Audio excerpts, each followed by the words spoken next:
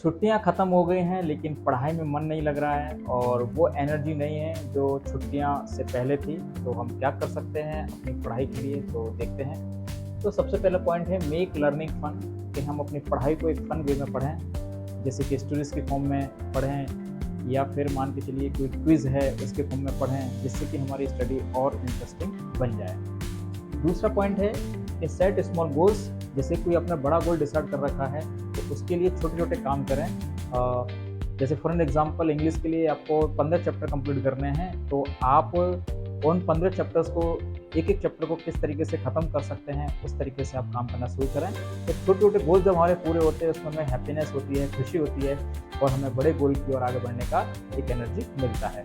और क्या कर सकते हैं गेम्स, और जब पढ़ते पढ़ते हमें कुछ गेम्स का भी सहारा लेना चाहिए, जिससे कि हमारी बॉडी बूस्ट होती है ना। ऐसा नहीं लगातार हम स्टडी करते रहें तो हम बोर फील करते हैं और हमें पढ़ने में मज़ा नहीं आता है। तो इसलिए हमें अपना स्टडी का पार्ट गेम्स को भी लेके आना चाहिए, गेम्स को हिस्सा बनाना चाहिए। इससे हमारे कई सारे फ़ायदे होते हैं, हमारी बॉडी भी हमारी फिट रहती है और मेंटली भी हमारा एक बैलेंस बना रहता है।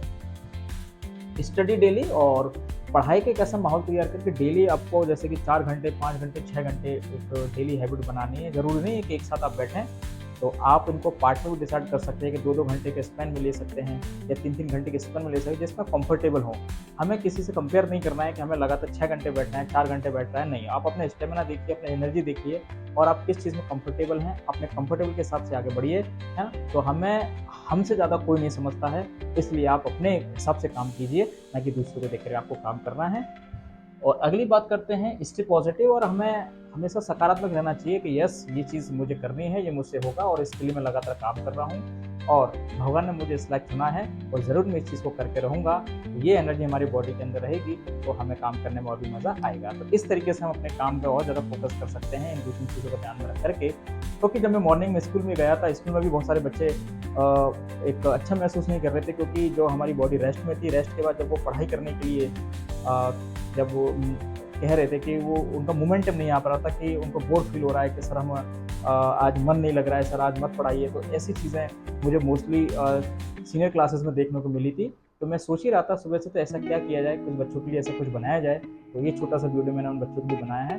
तो इस तरीके से आप काम कर सकते हैं और अपनी पढ़ाई के लिए वापस आ सकते हैं जैसे पहले आप पढ़ते आ रहे थे। और विश टू गॉड कि आपको जल्दी से आप अपनी एनर्जी के साथ आगे बढ़ें। Thank you.